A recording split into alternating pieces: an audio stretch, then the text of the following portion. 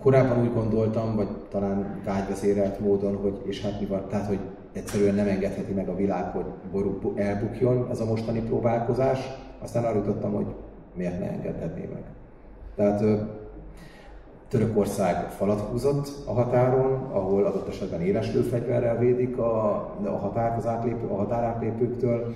Onnantól kezdve, hogy menekült migráns nem érkezik Európába, végül is ez nem egy probléma. Tehát a nemzetközi közvélemény hozzászokott azokhoz a képsorokhoz, hogy halnak emberek a Közel-Keleten, és hát bármi van, azért Szíria még mindig nem Gáza, tehát mindig van lejjebb és mindig lehet rosszabb. Most kevésbé vagyok optimista, hát látva az aladiták helyzetét a partvidéken, tehát olyan környékeken, ahol embereknek 80%-a a hadseregben vagy közigazgatásban dolgozott, nyilván a fekete gazdaságban is részlegesen, a Libanon való csempészetben, hát most gyakorlatilag semmi bevételük nincs. Tehát 10% talán dolgozott a mezőgazdaságban, rossz a közbiztonság, nem mennek ki a földjeikre, tehát gyakorlatilag egy olyan területről beszélünk, ahol az emberek most nem tudnak miből megélni, a hadiőrzőiek nem kapják meg a nyugdíjukat, a hadirokantok nem kapják meg a nyugdíjukat, és mindenkinek van egy elásott kalasnyikovja az udvaron, vagy nem a kertben.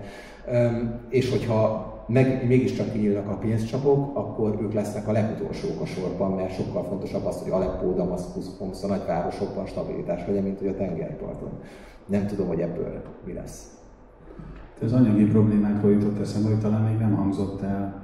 Assad bukásakor mi egy 2 hét alatt lefutott történet volt, ugye Oroszországba menekült, és mi volt az a hatalmas szám volt, hogy hány milliárd dollár és mennyi arany hagyta el vele az országot? 200 tonna arany és 40 milliárd dollár, de ez már ezt megelőző években. Igen, ez is egy elképesztő szám. Igen. Muszáj megemlítsem a Hotel Baront, ahol téged egy nagy meglepetés ért. Meséld el ezt, légy szíves nekünk. Hát a Hotel Baron az nagyon sokáig, hát az Aleppóban egy szálló, ami sokáig Szíria egyetlen 5 csillagos szállodája volt, ahol megszállt. Az erkélyről mondta Nasser elnök, egyiptomi elnök beszédét, mert akkor közös volt, egy ország volt, Szíria, Egyiptom, ott szállt meg Agatha Christie, gyakorlatilag minden nagy európai Atatürk, Kemal Atatürk, a svéd király, nagyon illusztris vendégei voltak. Majd aztán, ahogy az egész felkelés elindult, beköltöztek helyi menekültek, akik vidékről jöttek, meg kifosztották. És hát amikor ott voltam Aleppóban, akkor bementem a Hotel Baronba megnézni, hogy mi van benne, úgy egyáltalán. Az alkoholkészlet az érintetlen volt, és utólag picit sajnálom is, hogy nem éltem ezzel a lehetőséggel, de tényleg ott volt, milyen megvontatlan csikaszüvegek voltak úgy szépen kiállítva a fal mellett. A párt azt már elhordták, mert hogy azzal fűteni lehet, és az kellett az emberek túléléséhez, az alkohol valahogy megmaradt. Illetve megmaradt rengeteg papírkönyv, jegyzet, ami úgy ott régről volt, és ezek között turkálva találtam egy pici magyar úti könyvet Magyarországról, 76-ban nyomtatták, és egy hölgy, Elizabeth Palásti, ha jól emlékszem. Nem írtam fel sajnos, igen, nem tudom. Igen, ő adta ajándékba a szállodának, és hát akkor 50 év után hazatért. Mert nem 50 év után, de 76 után most hazatért a könyv Magyarországra. Kiraktam a Facebookra, tehát most nem emlékszem sajnos a dedikálónak a nevére, de hogyha esetleg önök közt is valaki ismeri, és ránéz esetleg a Facebook profilomra, vagy bármely leszármazott, tehát akkor örömmel visszaadom neki. Azt mondtad már az imént, hogy nem vagy igazán optimista, mégis a jövőről kérdeznék még egy utolsót, hogy körülbelül mire lehet számítani, főleg annak a tükrében, hogy maga a pénz, amit Szíriában használnak, az ugye orosz nyomdákban készül, tehát Oroszország nyomja ezt a pénzt. Nincs lehetőségük arra, hogy valahogy könnyítsenek ezen a helyzeten. Illetve még egy dolog talán elmaradt, hogy a HTS hatalomra kerülésekor, ugye itt is volt egy amnestia, viszont nem csak a politikai foglyokat, hanem a bűnözőket is szabadlábra helyezték. Igen, emiatt egyébként több nagyvárosban nem járnak éjszaka sötétedés után az emberek az utcákon, egyébként sincs közvilágítás. Damaszkuszban, Aleppóban napi 2-3 órán át van áram összesen. És hát igen, elkövették ezt a hibát, hogy most ezek az emberek abból élnek, amiből azelőtt éltek, mielőtt börtönbe kerültek volna. Rengeteg rémtörténet van, hogy éppen ki milyen rablásnak esett áldozatul. Ami a pénzt illeti, valóban Oroszország nyomtatta a szíriai fontot, nincs most ennek alternatívája. Nem látszik, hogy fedezet hiányában hogyan tud egyáltalán a kormány pénzt nyomtatni, likviditási probléma van, ezért sem tudják kifizetni a közalkalmazottakat. Azt feltételezném, de ez az én szubjektív véleményem, hogy most mesterségesen nyomják lefele a dollárnak az árfolyamát, és talán elképzelhető, hogy mint ahogy Libanonban több mint másfél évtizedig, egy fix árra akarják a dollár-lira árfolyamot beállítani, ahonnan aztán átpasszolják a pénznyomásnak a feladatkörét az Egyesült Államokra.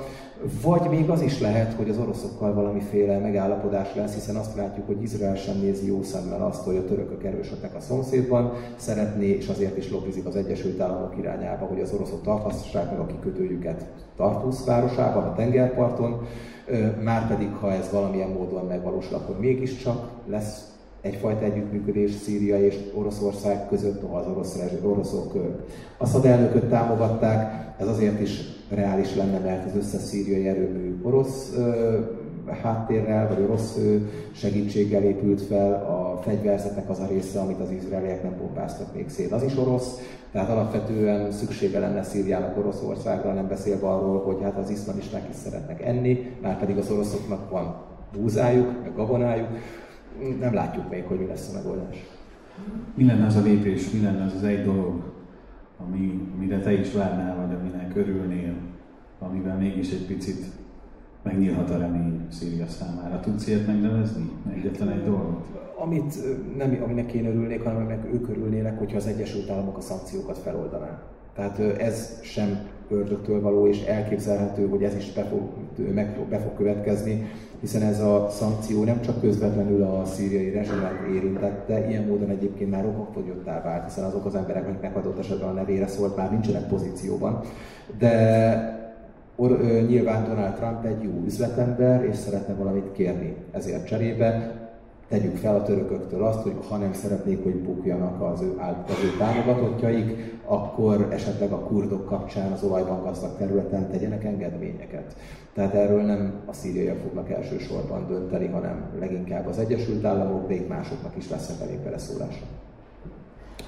Nagyon szépen köszönöm, Omár. Azt beszéltük a találkozásunkkor, hogy ha valakinek van valamilyen kérdése, akkor nagyon szívesen megadjuk a lehetőséget, hogy kérdezzem Omártól. A mikrofont átadom, hogyha van ilyen jelentkező. Kérem, hogy emelje fel a kezét, mert itt nagyon erős napfényben vagyok. Lenne?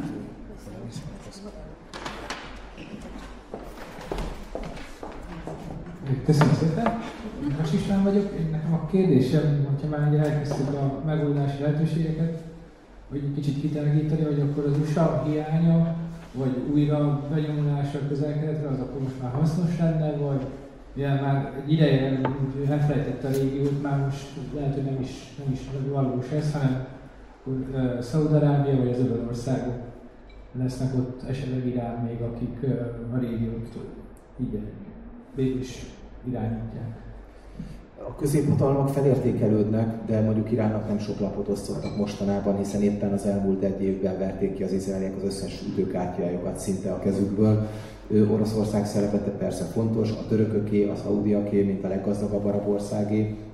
Ugyanakkor az Egyesült Államok most lehet, hogy Ukrajnára koncentrál, de nem felejtette el a Közel-Keletet. Tehát a régióban van 45 000 amerikai katona, Szíriában a szíriai demokratikus erőket, amelynek a gerincét ugyebár kurdok adják, 900 katonával támogatta mindössze az Egyesült Államok. Ezáltal gyakorlatilag egy olyan ország területén is befolyást szerzett, amely a hidegháborúban végig a másik oldalon volt.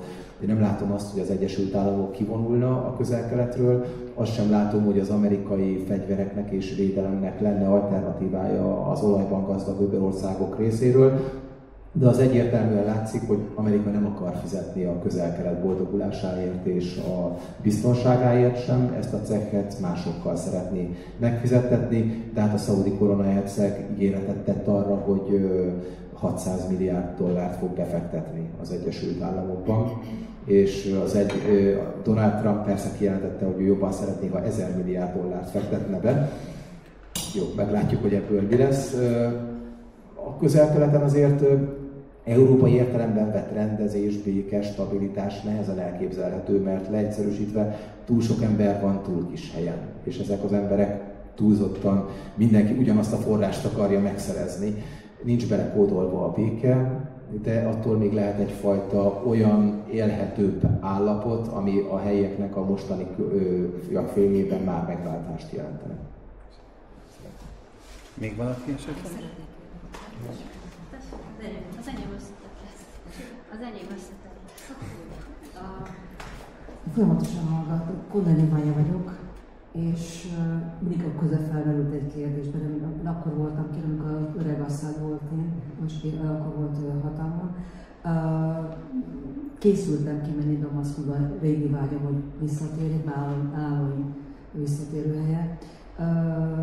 Mennyire lehetséges az, hogy Izrael el fogja foglalni ezt a területet, ha már Gázát nem kivélte?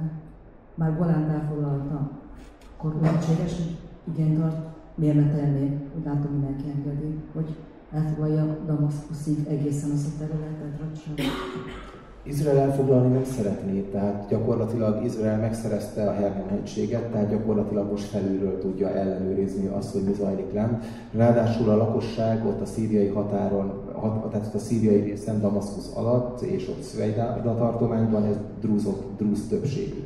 A drúzokról tudni kell, hogy ez egy leginkább vérség alapon működő ezoterikus szekta, amely ugyebár mindig megoszlanak Libanonban is, vannak Izraelben és Szíriában is, jellemzően mindenhol ahhoz az államhoz lojálisak, ahol vannak.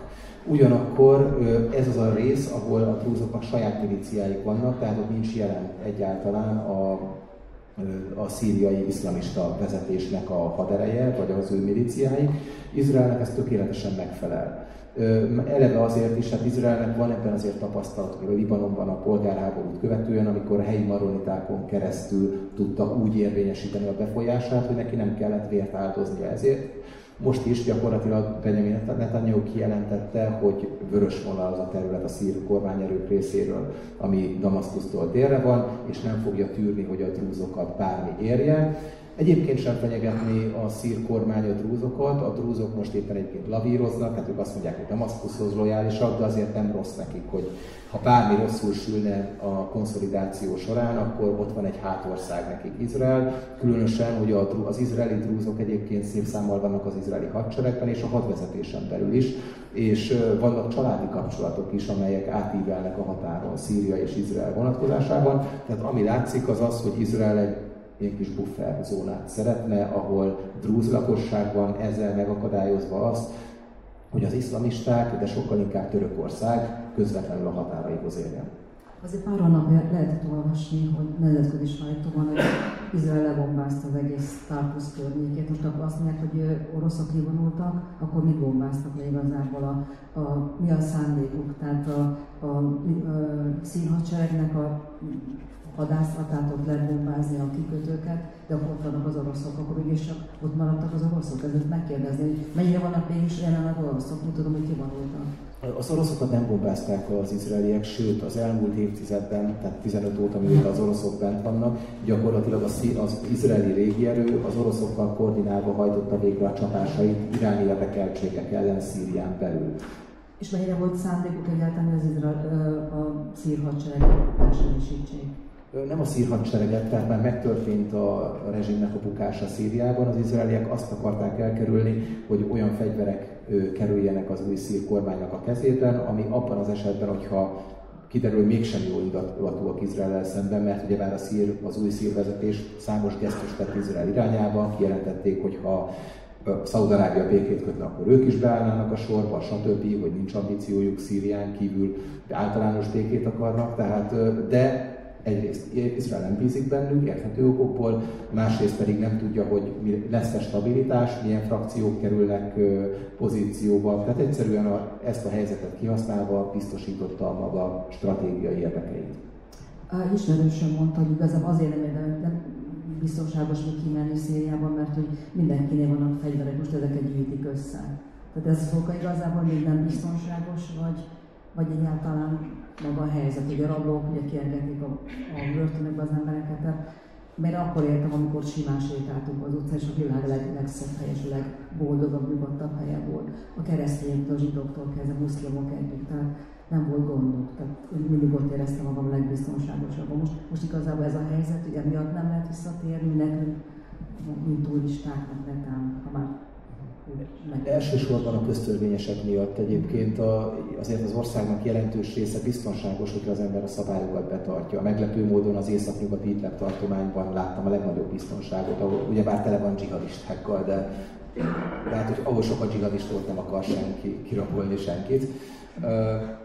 Tehát ott jó a biztonság, de egyébként például a keresztény környékeken is jó. Tehát a HTS nem megy be a keresztény környékekre, checkpointokon van, helyi önkéntesek azok, akik az új iszlamista kormányzattal együttműködve a helyi rendet fenntartják. Tehát keresztény fiatalok védik gyakorlatilag a saját környéküket a keresztény óvárosban és annak a környékén, Damaszkuszban.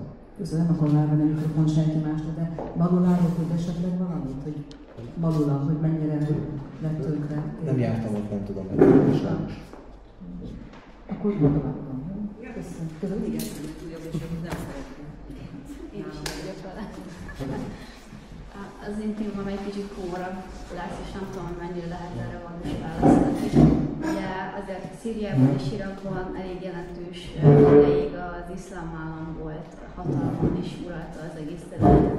Igaz, hogy 19-ben megszűnt létezni területileg, de úgy maga nem osztott fel az iszlám állam. És ugye ugyanúgy megmaradtak ott az emberek, és Szírián belül is nagyon sok menekült tábor van, amit pont nekik hoztak létre, és ha jól olvastam, akkor a USA források ugye megcsappantak, és a kurdok tartják, úgymond a szír kurdok tartják ezeket a táborokat felügyelet alatt, és ugye az Al-Holkamben, ugye a legnagyobb tábor, ami ott van Irak és Szíria szélén, ott már megkezdődött úgymond a dzsihádisták és az ő feleségük és gyerekei visszaintegrálása a társadalomba, mint Irakban, mint Szíriába, és ugye a környező országokban, mint Franciaországban vissza akarják őket küldeni, hogy ez milyen hatással van a társadalomra, illetve lehetett azt is olvasni, hogy az iszlám állam az kezd magához térni ebbe a térségbe. Tehát Szíriában az iszlám állam, ha le akarom egyszerűsíteni, hogy alakult ki a szíriai iszlám állam, az gyakorlatilag, hát a társadalmi bázisát mondanám el akkor. Gyakorlatilag vannak azok a keleti országrészek, ahol jellemzően törzsibb társadalmak vannak. Például Rakkában, amikor a felkelés elkezdődött, a tömeg az utcán és a főtéren megsüvegelte Assad elnököt. Amikor Assadot elűzték, vagy az Assad erőket elűzték a szabad szíriai hadsereg részéről, megsüvegelték őket a főtéren, majd aztán az iszlám államot is megsüvegelték. Egyszerűen azért, mert ezek az emberek kollektíven a túlélésére vannak berendezkedve, tehát a legerősebb entitást fogják támogatni. A társadalmi bázisát Szíriában az iszlám államnak jellemzően azok a törzsi emberek vagy társadalmi csoportok adták, akik miután a szíriai szabad hadsereg elfoglalta a területet és rátette a kezét az olajvagyonokra és az egyéb bevételi forrásokra, egyszerűen kihagyták őket a vagyonelosztásból. És aztán, amikor jött egy erősebb csoport, akkor hozzájuk csatlakoztak, hogy akkor végre ők osztozkodjanak a vagyonon. Hogy közülük mennyi a fanatikus dzsihadista, ezt nem tudom, mert felmérés erről nincs, de volt egy ilyen társadalmi dinamikája. Valóban, tehát több mint 50 000 ember van most ezekben a két nagyobb táborban, ami probléma, hogy hát a felük gyerek gyakorlatilag, akik most belenevelődnek egy teljesen kilátástalan és totálisan radikális környezetbe, és nem látszik, hogy ebből mi lesz egyáltalán. Nem gondolom azt, hogy Szírián belül az iszlám állam fellángoló sejtjei ellen a mostani kormányzat ne tudna fellépni. Az is látszik, hogy a mostani kormányzatnak azon radikálisabb csoportjai, vezetői ellen, akik terhére vannak a mostani kormányzatnak, és valahogy az amerikaiak úgy megtudják a koordinátáikat, és úgy időről időre van egy légi csapás. Tehát ez is a konszolidációnak egy útja. De hogy mi lesz a menekültáborban élő iszlám állam családtagokkal, nem látok erre egyszerűen megoldást. Nyilván ez egy ütőkártya a kurdoknak a kezében, hogy ők védik ezeket, vagy ők őrzik ezeket a táborokat. Magam részéről nem gondolom azt, hogy jó ötlet úgy Európába visszaengedni ilyen embereket, és hogy ha valaki ebbe belenőtt, és mondjuk tényleg, tehát gyerekként ezt szívja magába, akkor ő valamilyen módon majd deradikalizálni lehet. Ekkora tömegekben, hogyha 10 gyerekről lenne szó, akkor persze. De mondjuk itt 10 000-ekről van szó, és nem látom erre a megoldást. De szerintem más sem látja ezt a megoldást. Abban tehát próbálják konzerválni a problémát, és tologatják. Még valaki? Most igen, nekem meghökkent, hogy mennyire értelenül történt ez a hatalomátvétel, és hogy érdeklődnék, hogy mégis mennyi halálos áldozattal járt. Tulajdonképpen meg voltak atrocitások keresztények ellen, és hol. A halálos áldozat nem sok volt, tehát gyakorlatilag összeomlott a kormányerő. Összeomlottak a kormányerők és megadták magukat, voltak helyi összetűzések, itt ilyen 100 ember, pár százról beszélnek. Keresztény környéken laktam Damaszkuszban egyébként, és vissza, amikor Damaszkuszban voltam most kint, és régi barátokkal, ismerősökkel találkoztam. Ők azt mondják teljesen egybehangzóan, hogy nem a mostani iszlamista kormányzattal van baj, mert hogy ők a tenyerükön hordozzák őket, nagyon előzékenyek, nagyon kedvesek, egyeztetnek a vezetőkkel, stb. A bizonytalanságtól félnek, illetve amikor az egész megtörtént a rezsim bukása, az elkövetkező hetekben számos olyan a HTS-hez nem kötődő radikális csoport volt, aki elkezdte zaklatni a keresztényeket. Tehát nőket zaklattak, hogy miért nem úgy öltözködnek, falragacsokat raktak ki, hangos bemondóval hívták az iszlámra az embereket, de mivel ez feszültséget okozott, a HTS-nek az emberei ezt úgy lerendezték, rendbe tették.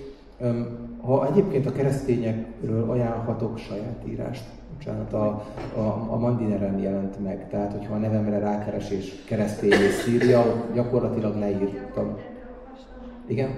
Megtisztelem, nagyon szépen köszönöm. Tehát ott, és ez a kintiek elmondásaiból született ez a cikk is, tehát nem tettem hozzá, nem vettem el belőle semmit, de az teljesen érthető, hogy a keresztények aggódnak, mert nem tudják, hogy milyen hely lesz nekik az új Szíriában, még akkor is, hogyha azért ők jobb pozícióban vannak, mint most mondjuk sokan mások. Köszönöm. Köszönöm szépen a szép megrendelést. Dr. Mustafa vagyok. 70-es évek elején édesapámat közösen tettük az első lépéseket. Köszönöm.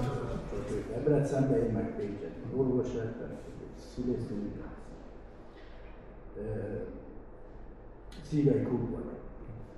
Abból következik, hogy a kérdésem az a véleményed. Te saját véleményed. Kurdok, szívei kurdok helyzetét kapcsolatban. Mi a véleményed? Kurdoknál... Hogy látod a kurdokkal, tehát nem találkoztam most kurdokkal, tehát itt nagyjából tudom az véleményemet elmondani. Tehát én azt gondolom, hogy a kurdok az amerikai védőernyő miatt jó pozícióban vannak, alapvetően azon a területeken vannak, ami olajban gazdag, ez mindenképpen egy ütőkártyát jelent a számukra. Az is egyértelmű, hogy a törökök nem szeretnék azt, hogy a határaikhoz közel legyenek olyan csoportok, mint a JPG, ami a PKK-hoz kötődik. De itt a törökök részéről is látszik egyfajta kompromisszumkészség. Tehát éppen most Öcalan üzent a kurdoknak arra, hogy akkor folytassák a tűzszünetet a törökökkel. Az is látszik, hogy a török elnök az alkotmány szerint most már nem tölthetné be még egyszer az elnöki posztot. Abban az esetben teheti ezt meg, hogyha mondjuk népszavazásra bocsátja ezt a dolgot. Ahhoz, hogy népszavazást megnyerje, az kell, hogy a kurdokkal is jóban legyen. Tehát a török részről is látszik egyfajta különbségtétel az úgynevezett jó kurdok meg a rossz kurdok között. A kérdésére nem tudok válaszolni sajnos, tehát nem látok bele. Itt a Közel-Keleten mindig az a probléma, hogy rengeteg vakfoltunk van. Tehát nem tudjuk azt, hogy tehát a Közel-Kelet nem az a struktúráknak, tehát önnek nem kell magyarázni, tehát a Közel-Keleten nem a struktúrák, az intézmények számítanak, hanem az informalitás. Az informális dolgokba, belső dinamikákba nem látunk bele innen Európából. Az, hogy a Twitteren ki mit kommunikál, az megint csak sok esetben az nem mutatja azt, hogy valójában mi van. A Közel-Keleten, ha valami megtörténik, akkor utólag el tudjuk magyarázni, hogy ez miért történt meg.